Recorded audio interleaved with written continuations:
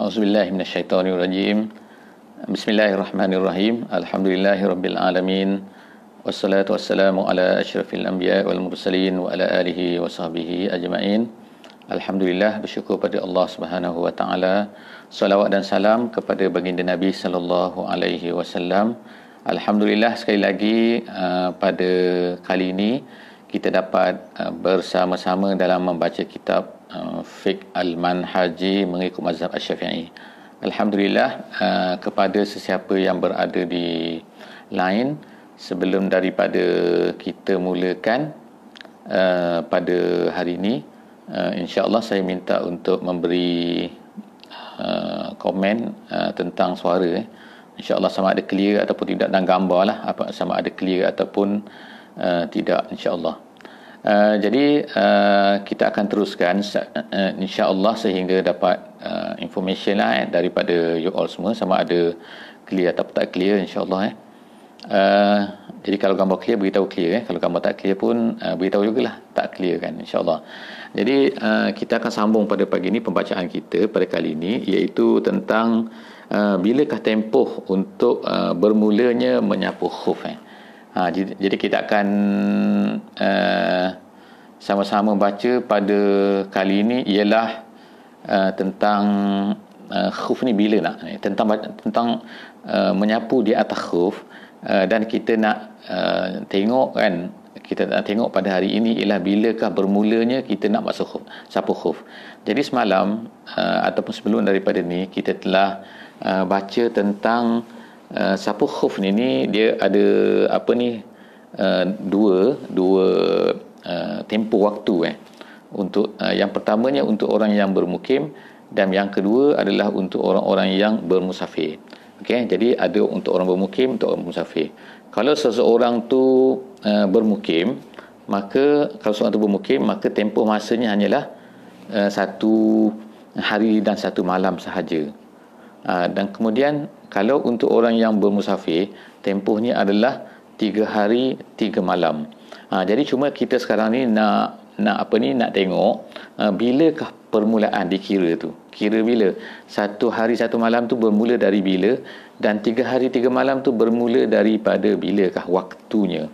Jadi insya-Allah hari ni kita akan baca Jadi saya akan berdasarkan kepada apa yang kita akan baca, dan kemudian saya akan cuba explainkanlah semampu mungkin berdasarkan apa yang ada di dalam kitab, dan jika sekiranya perlu apa-apa yang tak ada dalam kitab, ada dalam kitab-kitab yang lain, kitab-kitab yang lebih besar, mazhab-mazhab Syafi'i, kitab-kitab mazhab Syafi'i yang lebih besar yang lain, insya-Allah saya akan cuba beritahulah kan kepada kita. Dan kalau ada apa-apa soalan daripada antum semua, antuna semua, jadi sila tulis di situ insya-Allah di Facebook insya-Allah. Tempoh menyapu khuf bermula apabila berlaku hadas selepas daripada kedua-dua khuf. Selepas daripada memakai kedua-dua khuf tu. Jadi nampak tak Jadi dia explain kat sini, disebutkan tempoh menyapu khuf bermula apabila berlaku hadas selepas daripada memakai kedua-dua khuf. Jadi bagaimana? Jadi kita akan baca contoh lagi sikit lagi sebelum yang disebutkan di sini, lepas tu kita akan cuba explain. Oleh itu, sekiranya seorang berwuduk untuk sembahyang subuh. Dia berwuduk untuk sembahyang subuh. Dia bangun pagi, kemudian dia nak sembahyang subuh, kemudian dia berwuduk. Dan lepas daripada itu dia pun pakai khuf. Kemudian dia memakai khuf. Selepas itu dia berhadas ketika matahari terbit.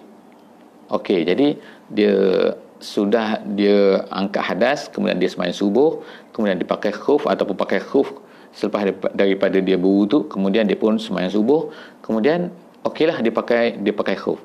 Kemudian tiba-tiba pada masa matahari dah naik, dia berhadas. Jadi waktu kiraannya ialah daripada situ. Okey, jadi sekarang ni apa yang the next ni? The next ialah dia akan sembahyang zuhur tengah hari nanti. Bila dia sembahyang zuhur, artinya dia akan menyapu khuf semasa ambil wuduk untuk sembahyang zuhur. Jadi itu adalah yang pertama. Jadi bilakah tamat? Tamatnya ialah bila nanti dia masa sembahyang subuh sekali lagi tu. Subuh esok tu maknanya dia boleh lagi, tapi untuk sembahyang zuhur dah tak boleh dah. Sembahyang zuhur esok. Itu kalau dikira 1 hari 1 malam. Kalau 3 hari 3 malam pun dikira begitu juga lah. Okey. Selepas itu dia berhadas ketika matahari terbit, maka tempoh bermula adalah dikira daripada terbit matahari. Tapi terbit matahari dia tak semayang kecuali lah kalau dia ni nak semayang duha dan sebagainya lah jadi kalau dia semayang duha, dia semayang start daripada situlah. Jadi kalau esoknya dia tak boleh dah semayang duha lagi dengan menyapu di atas khuf. Kenapa? Kerana dia telah menggunakan sapu khuf tu semasa semayang duha kemarin. Begitu kan. Jadi tempohnya sekarang ni ialah, kita kata kesimpulan dia ialah, dia kata tempoh menyapu khuf bermula apabila berlaku hadas selepas daripada memakai kedua khuf.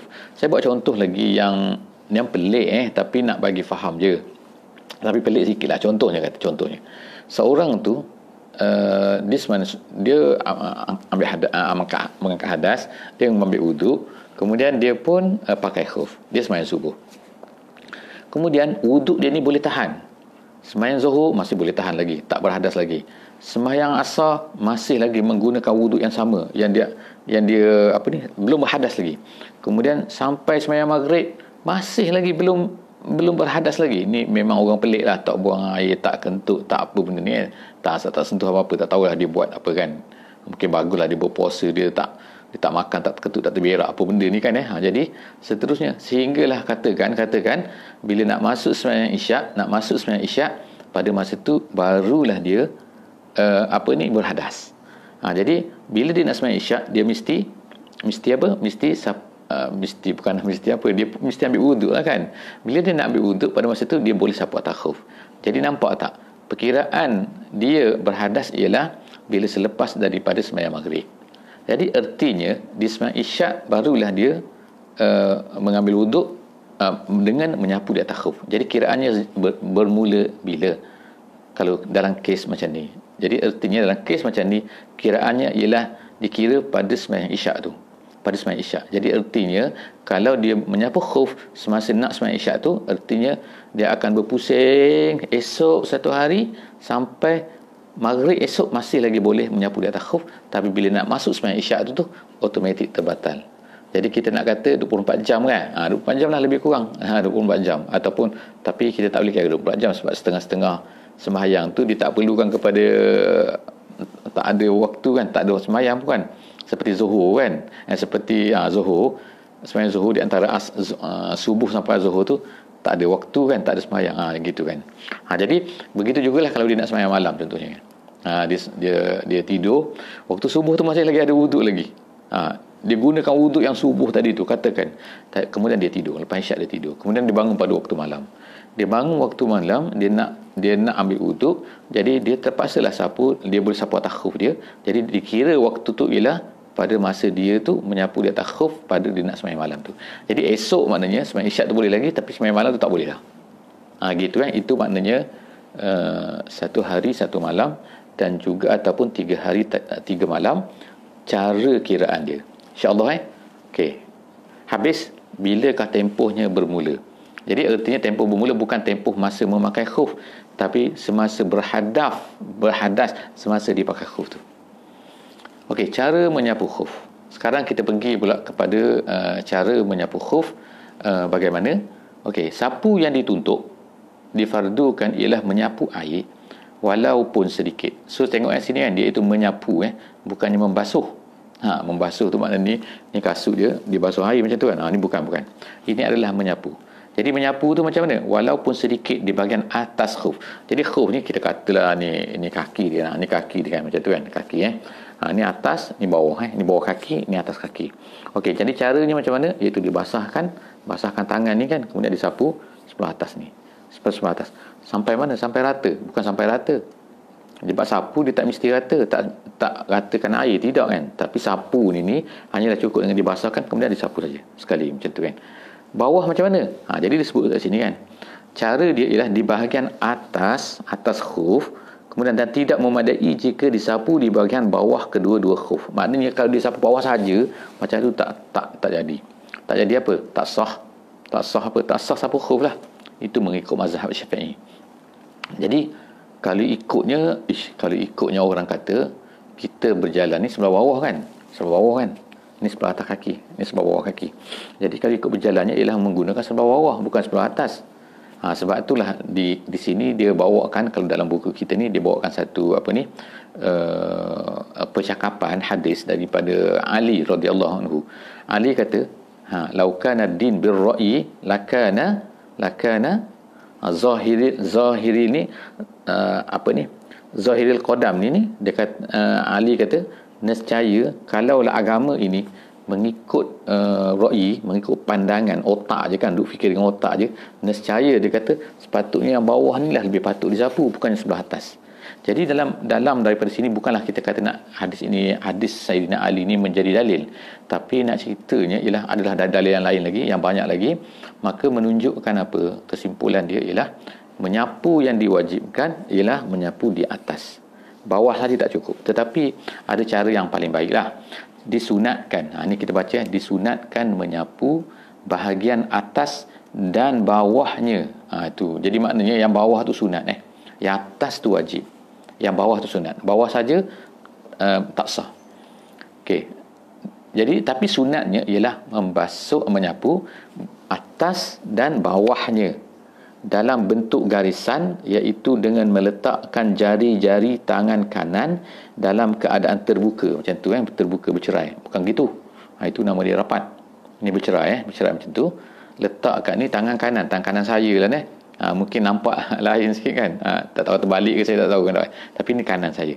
Jadi kanan ni letak atas kaki kaki dikatakan meletakkan jari-jari kanan dalam keadaan terbuka di atas bahagian kaki, atas kaki dan jari kanan kirinya di atas hadapan kaki, tak atas. Kemudian yang ni tak kat belakang macam tu, kemudian ditarik macam tu. Tarik gitu. Tarik gitu. Okey. Nampak tak? Jadi kalau kita kata, saya kata ini kaki kan. Ini kaki. Jadi maknanya ialah cara dia ialah dengan letak ni sebelah atas, ni sebelah bawah, ni belakang, ni tumit ni merah ni tumit. Tumit jadi letak bawah ni, kemudian ditarik sekamar. Tahu tak? Ini ditolak ke depan, ini ditarik ke belakang, naik ke atas macam tu. Ni kaki kan situ. Gitu kan. Okey, tapi bukan, tak perlu sampai atas Okey, itu cara dia. Dia kata dengan meletakkan jari tangan kanannya dalam keadaan terbuka di bahagian hadapan, dan kemudian jari tangan kirinya di bahagian belakang bawah kakinya, kemudian menarik tangan kanannya ke belakang dan menolak tangan kirinya ke depan. Begitulah juga dibuat dengan kaki satu lagi. Jadi alhamdulillah nampak Jadi kanan sebelah atas, kiri sebelah bawah, begitu juga tangan sebelah kaki yang sebelah kiri pun macam tu juga selepas daripada tu. Habislah. Itu cara-cara bagaimanakah kita nak menyapu khuf, menyapu di atas khuf. Jadi kalau kita baca secara ni, kalau kita tak sebutkan cara begini, mungkin kita akan macam mana nak sapu kita pun confuse juga. Betul juga. Macam orang tayamum juga kan. Kadang-kadang orang tayamum ni confuse kan. Macam mana nak tayamum ni tayamum. Akhirnya tepuk macam mana? Gosok itu kan. Tayamum. Nanti kita akan baca kan tentang tayamum. Memanglah kita ni saya rasalah kita ni jarang-jarang sangat tayamum. Bila nak tayamum nak masuk padang pasir ketika tak ada air? Tak ada. Memang sentiasa ada. Tapi pernah berlaku jugalah kepada saya satu ketika dulu, iaitu kami ni dalam perjalanan kan, daripada satu tempat ke satu tempat. Tempat tu agak jauh di highway. Pada masa tu saya rasa lebih kurang 1,000 km di antara satu bandar dengan satu bandar. Jadi pada waktu malam pada masa tu bertolak awal malam bertolak dalam pukul 9 gitu malam. Jadi lepas tu berjalan pada waktu malam tu. Jadi plannya nak sembahyang subuh lah di mana tempat kan, di tempat yang tertentu lah. Tiba-tiba pada masa tu hujan dan gelap masa tu. Cuaca gelap, mesti sejuk. Jadi tiba-tiba jadi gelap lah, awan tu gelap, ada bukit pula pada masa tu kan. Tiba-tiba dah habis awan tu, tengok dah cerah. Tengok rupa semua orang tu tidur dalam kereta tu, driver pun tak perasan. Jadi masa tu suruhlah berhenti kan. Berhenti, cepat-cepat berhenti. Jadi kami berhenti sebab nak sembahyang subuh lah tepi jalan tu. Tepi highway mana ada air, mana ada apa. Tengok dalam kereta pun air tak ada. Jadi macam mana? Jadi pergilah tepi tu. Masing-masing saya beritahu, kata sekarang kita tayamum lah, kita sembahyang subuh tepi ni. Sebab apa yang tak tahu kan ke depan tu berapa ratus kilometer lagi, wallahu alam, nak sampai ke tempat R&R dan sebagainya kan. Jadi lepas tu kami pun suruh tayamum. Saya kata tayamum. masing-masing tergaman lah pada masa tu. Nak tayamum macam mana kan? Sebab apa? Sebab sangat-sangat tak biasa kan, tak pernah buat, pernah belajar dulu masa 3 atas 5. Jadi masing-masing orang dah tengok pasir lah macam mana kan. Jadi pada masa itulah saya pun tolonglah hajar sedikit kan macam mana nak tayamum. Jadi akhirnya pandailah. Jadi alhamdulillah kan, bila kita buat praktikal macam tu, akhirnya semua orang lepas daripada tu pandailah tayamum. Itulah nak ceritanya tentang tayamum. Okey, insya-Allah. Tapi begitu jugalah tentang khuf ni. Kadang-kadang kita ni tak biasa kan. Tak biasa sapu khuf ni, jadi macam mana nak sapu khuf kan? Gitu kan. Kadang-kadang kita jadi kebingungan kan. Jadi diceritakan tadi kan, kita dah cerita dah. Insya-Allah lepas daripada ni cuba buat sendiri. Buat sendiri di rumah masing-masing lepas tu biasa dah buat katakan 5 kali 6 kali, lepas tu insya-Allah lepas ni pandailah insya-Allah kan. Dan sebenarnya inilah satu kemudahan yang sangat baiklah kan untuk kita kan, tak basuh kaki.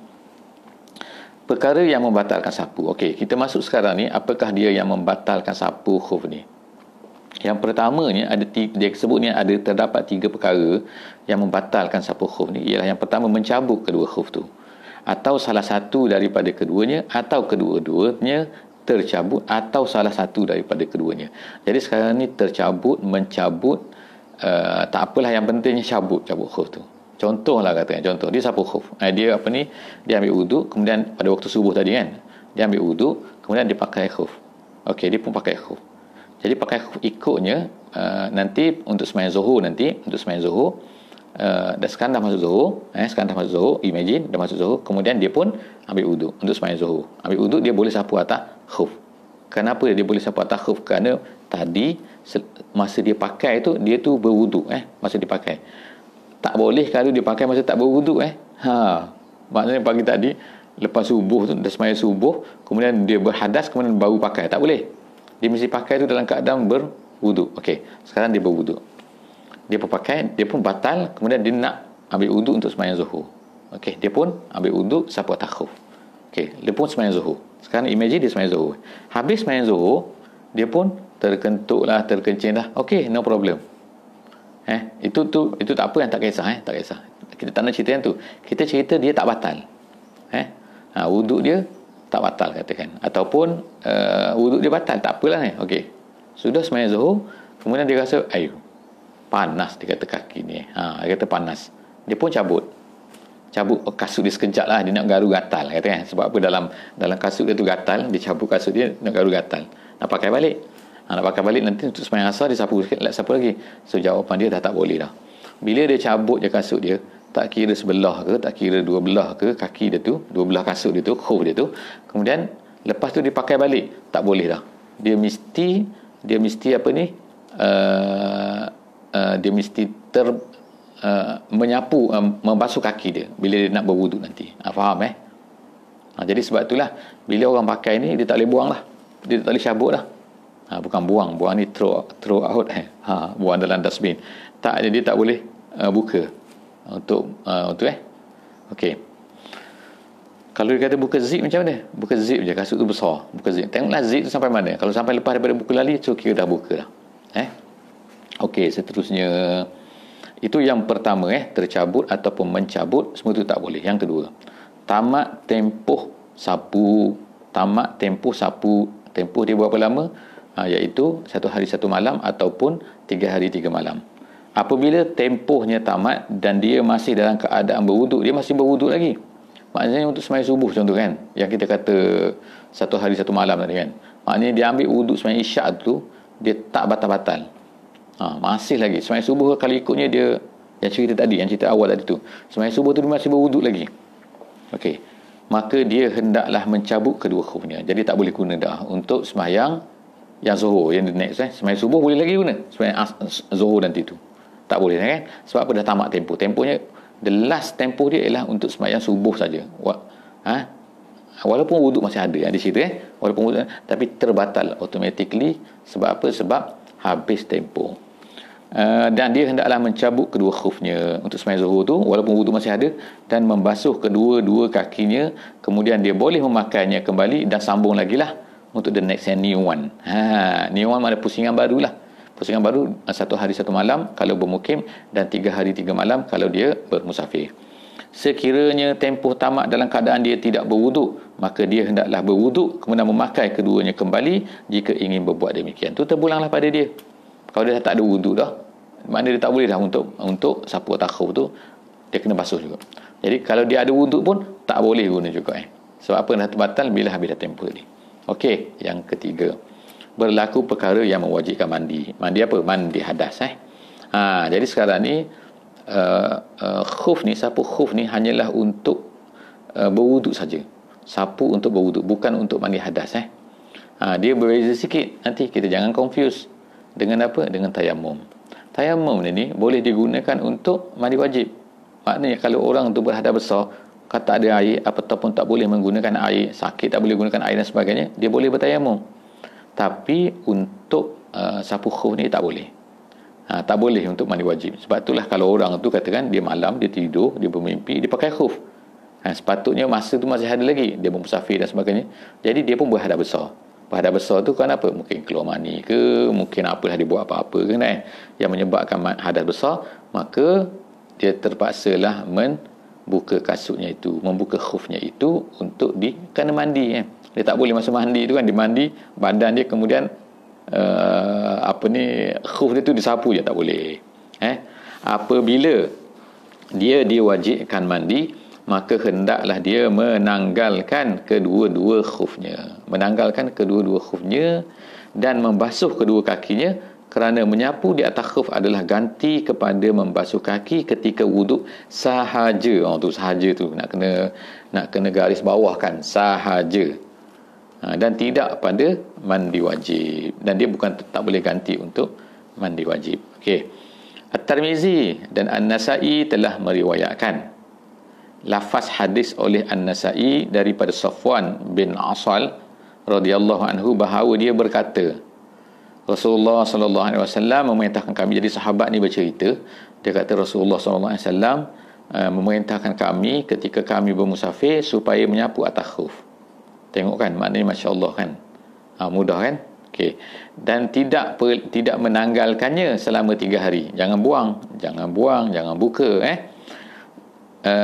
jika batal wuduk disebabkan oleh buang air besar, buang berak lah kan, kita katakan kencing, kita tambah lagi lah kentut dan sebagainya, dan tidur, kecuali jika disebabkan janabah. Jadi disebut tu kan dengan clearnya, kecuali disebabkan oleh berlakunya janabah, iaitu hadas besar, maka pada ketika itu wajib ditanggalkan kedua-dua khuf tersebut. Itu adalah tambahan daripada penterjemah lah kan untuk mengexplainkan lagi, menceritakan dengan lebih clear lagi, insya-Allah. Jadi janabah merupakan antara perkara yang mewajibkan mandi, sebagaimana yang akan dijelaskan nanti. Okey, habis tentang menyapu di atas khuf. Alhamdulillah kan. Okey, kalau ikut tajuknya, insya-Allah kita akan masuk pula tajuk baru sekarang ni, iaitu dalam buku saya ni, terjemahan ni ialah muka surat 83. Muka surat 83, tajuk dia ialah Al-Jabair dan juga Al-Asaib. Tajuk ni pun penting untuk orang doktor, untuk doktor. Sebab apa? Ramai orang tidak faham benda ni. Iaitu apa? Al-Jabair tu apa? Jabair ni kita kata maksud dia lah benda yang digunakan untuk mengikat anggota yang patah dan sebagainya. Dan asaib pula apa? Asaib itu yang diletakkan di atas anggota yang luka tu kan. Maknanya orang panggil sekarang ni kan, kalau kita luka kan kita tampal ni. Satu lagi tu ikat tu kan. Dan samalah kes dia kat sini, kalau orang pakai simen tu plaster of Paris. Kalau dulu dia panggil plaster of Paris, sekarang ni panggil apa tak tahu, tanya doktor lah kan. Tapi yang putih tu lah, kalau kaki kena patah kan dia, ataupun tangan patah kan, dia akan simen tu, kita panggil simen lah, orang kampung tu kita panggil bahasa pelik-pelik tu. Tapi dalam bahasa Arabnya dipanggil Al-Jabair dan juga dipanggil Al-Asaib. Jadi kedua-dua ni bagaimana keadaan dia bila kita ni nak berwuduk bila nak berwuduk. Sebab apa? Dia akan ni sembahyang tak hilang, sembahyang kita tak kena sembahyang dalam keadaan macam mana pun. Kita sakit macam mana pun, kena tampal macam mana pun, mengantuk macam mana pun, tidur macam mana pun, lupa macam mana pun, semua kena sembahyang kan. Tapi kena tampal macam mana, kena masuk hospital, kena tergantung macam mana kan, kena masuk ICU ke, selagi mana akal tu ada lah. Masa lagi masih ingat, jadi kena semayang. Tapi nak semayang kena ada wuduk. Jadi macam mana nak ambil wuduk, macam mana nak angkat hadas. Jadi inilah benda yang dia akan nak ceritakan dalam tajuk Al-Jabair dan juga Al-Asaib. So sekarang ni ialah pukul 9.30 kan. So kita baru setengah jam, jadi kita bacalah sikit insya-Allah tajuk ni, dan kemudian kita akan tengok setakat mana perlu kita berhenti. Jadi yang pertama sekali Al-Jabair. Siapa yang ada buku tu mungkin lebih nampak lagi kan. Siapa yang tak ada buku, insya-Allah kan boleh cuba download daripada PDF daripada internet iaitu buku Fiqh Manhaji jilid 1 yang dikeluarkan oleh Jakim. Okey, so far tak ada soalan insya-Allah. Jadi kita pergi kepada Al-Jabair sini. Al-Jabair dia kata ialah jamak kepada jabirah, iaitu apa benda ni, yang bermakna ikatan yang diletakkan di atas anggota yang patah bagi mengikat atau membalutnya. Iaitu jabair ni jamak, perkataan plural. Singular dia ialah jabirah, yang makna dia apa? Ikatan yang diletakkan di atas anggota yang patah bagi mengikat atau membalutnya. So plastik itulah kan, simen tu kita kata, simen termasuk dalam ni. Okey, jadi simen kat sini simen, kata simen kat sini, apa benda ni kan, simen itu dipanggil sebagai Al-Jabair. Kemudian satu lagi ialah Al-Asaib. Asaib ni ialah jamak kepada isabah. Isabah tu apa? Iaitu ikatan yang diletakkan di atas anggota yang luka bagi menjaganya daripada kotoran sehingga ia sembuh. Jadi ada dua lah, satu patah, satu luka. Patah mungkin tak luka kan? Luka mungkin tak patah. Ada orang luka dan patah. So ada dua-dua kat situ. Al-Jabair dan juga Al-Asaib. Itu nak kita cakap pasal hukum dia kat sini. Oleh kerana Islam adalah agama yang memudahkan, dia kata, maka ia telah mengambil berat dalam masalah ini, di mana Islam telah mensyariatkan beberapa hukum yang menggabungkan antara menunaikan ibadat dan menjaga keselamatan manusia. Jadi maknanya walaupun orang tu sakit macam mana pun, dia kena ingat pada Allah, dia kena beribadat juga. Tapi beribadat tu janganlah sampai menambahkan sakit lagi. Ibadat bukan nak menambah sakit, ibadat nak mengingati Allah kan. Jadi as long as seorang tu mampu, maka dia buat sekadar mana, sekadar yang kalau kita sihat, kita buat cara sihat. Kalau orang tu sakit, buat cara sakit. Kalau orang tu kena cocok kan, contohlah katakan ada orang kena benda kan, pundi kencing dia tu kan ada di hospital tu kan, dikeluarkan tu kan, daripada kabel tu kan, tu keluar ada tangkung air kencing. Macam mana pula nak semayang bawa air kencing ke macam mana? Itulah maknanya benda-benda yang dikatakan masalah-masalah di hospital. Jadi orang doktor saya rasa sangat pandai lah kot benda ni kan. Saya pun malah nak mengajar lebih. Nanti kita pun tak pandai sangat kan. Kita cerita apa yang dalam kitab saja. Saya akan baca apa yang dalam kitab. Kemudian kalau ada soalan tu, ataupun para doktor semua yang ada di line yang mendengar siaran ni, yang mendengar channel ni, maka dia boleh tengoklah apa yang dibuat di hospital. Tetapi untuk makluman jugalah kan, apa yang disebutkan kat sini dalam isu ni ialah kadang-kadang digunakan beberapa pandangan daripada mazhab yang lain, bukan mazhab Syafi'i, kerana terdapat setengah-setengah benda, setengah-setengah perkara yang berkaitan dengan balutan, hospital, obat, ni semua ni kadang-kadang dalam mazhab Syafi'i dia agak ketat sikit. Tapi kita baca dulu apa yang dikatakan dalam mazhab Syafi'i kan. Dan selepas tu antum nas semua boleh bandingkanlah apa yang ada di dalam lampiran ataupun panduan hospital. Jadi apa yang ada panduan hospital tu insya-Allah boleh amal, tak ada masalah. Bukan, tapi cuma saya nak baca kat sini lah apa yang diceritakan dalam mazhab Syafi'i. Jadi kadang-kadang dalam Syafi'i itu ketat, kita katakan dalam sana tu terpaksalah. Supaya apa? Sebab kita nak orang tu sembahyang kan. Bukan kita nak orang tu bila ketat lah, saya kata payah, dia kata malas sembahyang aku, tak mak. Langsung dia tak sembahyang. Gitu kan. Jadi orang yang buat panduan tu kan, maka terpaksalah ambil kira kan di antara kedua-dua tu kan. Di antara susah dan senang. Jadi kita ambil tu, kita tahu dalam mazhab Syafi'i. Lepas tu kita baca tu tak ada masalah insya-Allah.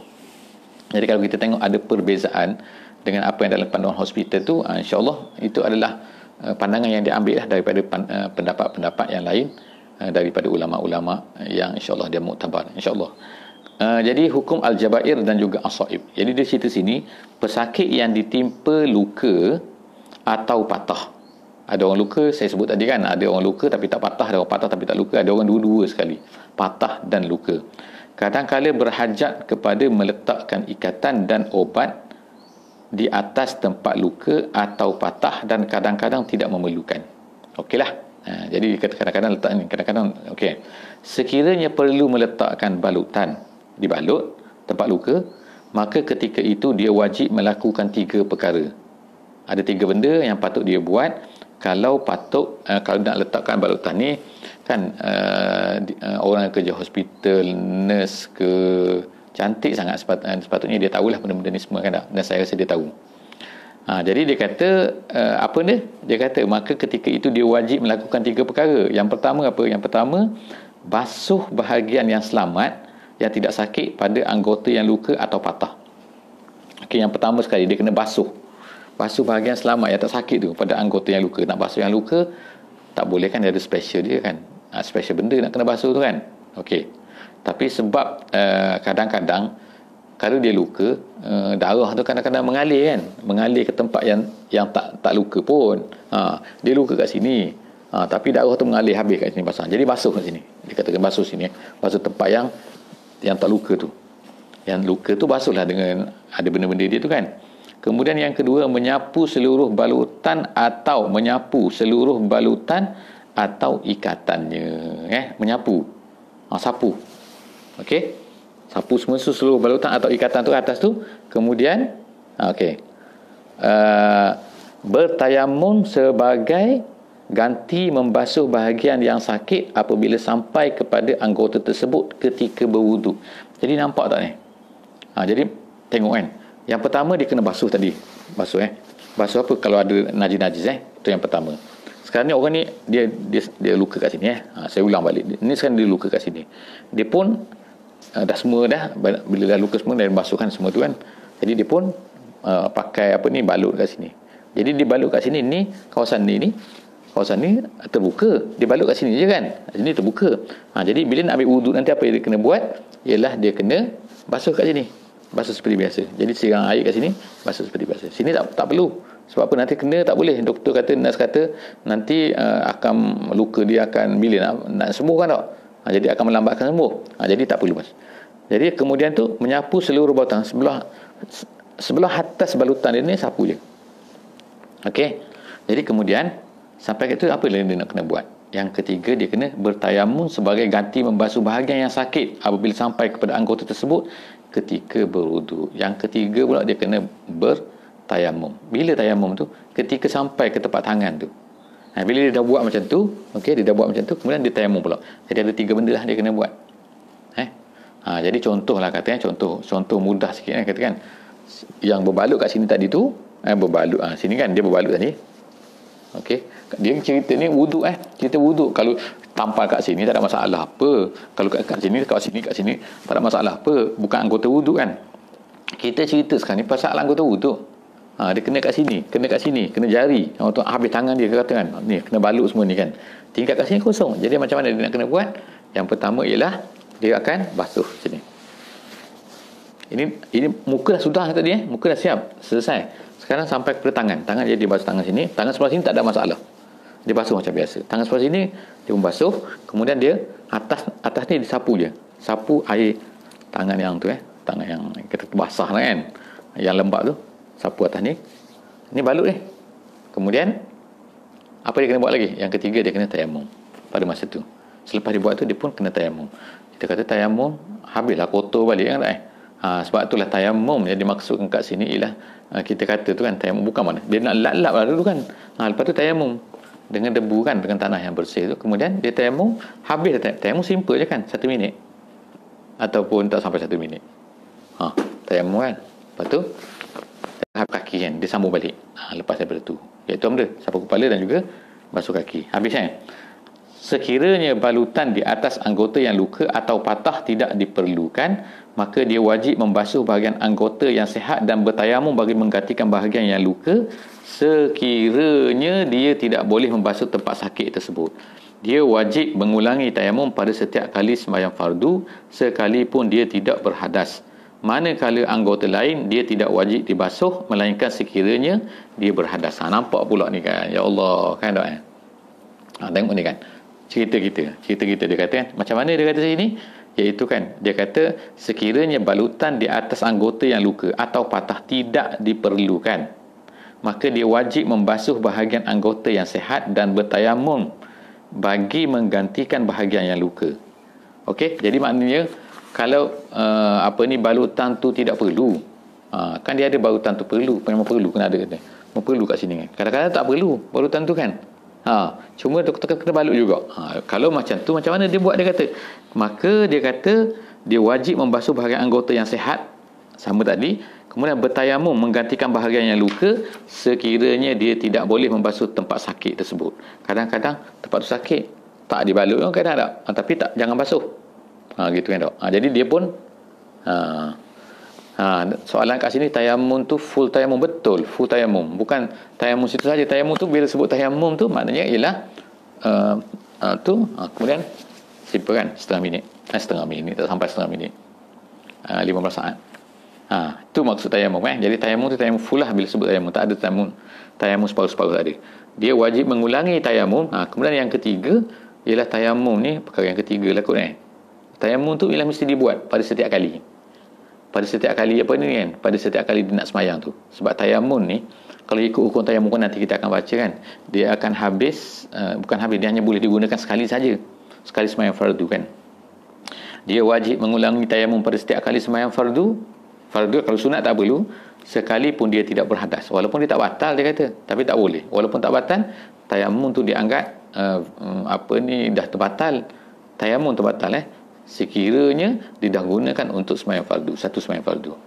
Manakala anggota lain dia tidak wajib dibasuh semula melainkan sekiranya dia berhadas.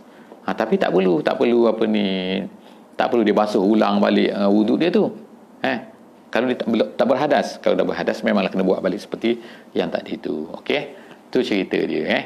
Okey, jadi untuk hari ini setakat tu dulu. Nanti kalau ada apa-apa insya-Allah kita akan sambung lagi. Jadi kita akan sambung lagi ni ialah dalil-dalil menyapu di atas jabair, iaitu daripada Quran ke, ada ke daripada Quran, daripada hadis ke, ada ke daripada hadis.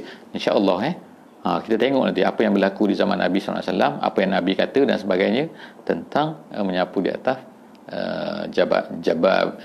jabirah ni ataupun di atas asaib ni. Okey jadi setakat tu dulu insya-Allah. Pada sesi ni kita jumpa lagi insya-Allah. Aku qouli hadza wa astaghfirullahal azim li wa lakum. Wassalamualaikum warahmatullahi wabarakatuh. Peringatkan sekali lagi insya-Allah boleh lihat juga insya-Allah di YouTube insya-Allah, dan jangan lupalah untuk share, untuk follow, untuk bagi komen. Semua tu pentinglah insya-Allah untuk kita melajukan lagi kita punya siaran. Assalamualaikum warahmatullahi wabarakatuh.